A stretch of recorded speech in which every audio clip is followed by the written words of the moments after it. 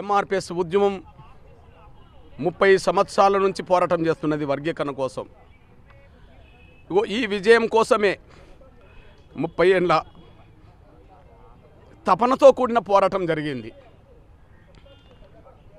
ఒక జాతికి జరిగిన అన్యాయాన్ని సరిదిద్దడం కోసం జరిగిన పోరాటంలో, జాతిని గెలిపించుకోవడం కోసం జరిగిన పోరాటంలో ఎంతోమంది ఎంఆర్పిఎస్ నేతలు తమ ప్రాణాలను కోల్పోయారు. వారికి ఈనాటి విజయాన్ని అంకితం ఇస్తున్నాం. 30 ఏళ్ళుగా అలుపెరగని పోరాటం చేస్తూ వచ్చిన, కష్టాలు వచ్చినా, బాధలు వచ్చినా, దెబ్బలు తగిలినా, జైలు పాలైనా, నిందలు పడ్డా, ఎన్ని రకాలుగా అవాంతరాలు అడ్డంకులు ఎదురైనా మొక్కవోని దీక్షతో, అకటింత పట్టుదలతో 30 ఏళ్ళుగా ఉద్యమాన్ని ముందుకు నడిపించిన ఎంఆర్పిఎస్ మాదిగ బిడ్డలందరికీ ఈ విజయాన్ని అంకితం ఇస్తున్నాం. అదే సమయంలో జాతి యావత్తు 30 ఏళ్ళు ఉద్యమం వైపే నిలబడ్డది. ఎన్నో కుట్రలు, ఉద్యమాన్ని దెబ్బతీసే కుట్రలు జరిగినాయి.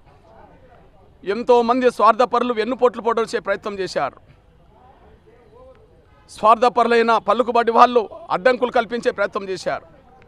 అయినప్పటికీ సహనం కోల్పోకుండా, పట్టుదల వదలకుండా ఈ పోరాటాన్ని ముందుకు నడిపించాం. షెడ్యూల్ కులాల వర్గీకరణ ఉమ్మడి ఆంధ్రప్రదేశ్ చేసిందే ఆంధ్రప్రదేశ్ ముఖ్యమంత్రి ఉన్నప్పుడు చంద్రబాబు నాయుడు గారు. కాబట్టి ఇప్పుడు ఆటోమేటిక్గా చంద్రబాబు నాయుడు గారు మళ్ళీ ముఖ్యమంత్రిగా ఉన్నాడు. ఆయన వర్గీకరణ చేస్తామని పదే హామీ ఇచ్చి జనంలోకి వెళ్ళాడు. మాదిగలందరూ ఆయనకు సంపూర్ణ సహకారం అందించారు. వర్గీకరణ మళ్ళా సుప్రీంకోర్టు అనుకూలమైన తీర్పిచ్చిన సమయంలో చంద్రబాబు నాయుడు గారు ముఖ్యమంత్రిగా ఉండడం అనేది మా జాతికి భవిష్యత్తుకు ఉపయోగపడుతుంది. రేపు వర్గీకరణ జరుగుతుంది. ఆ స్థానంలో మరొకరు కనుక ఉంటే మా వర్గీకరణ జరిగేది కాదు. సుప్రీంకోర్టు తీర్పు ఇచ్చినా కూడా దానికి ఏదో సాకులు చెప్పి కొంత అడ్డంకులు కల్పించడానికి ప్రయత్నం చేసేవాళ్ళు.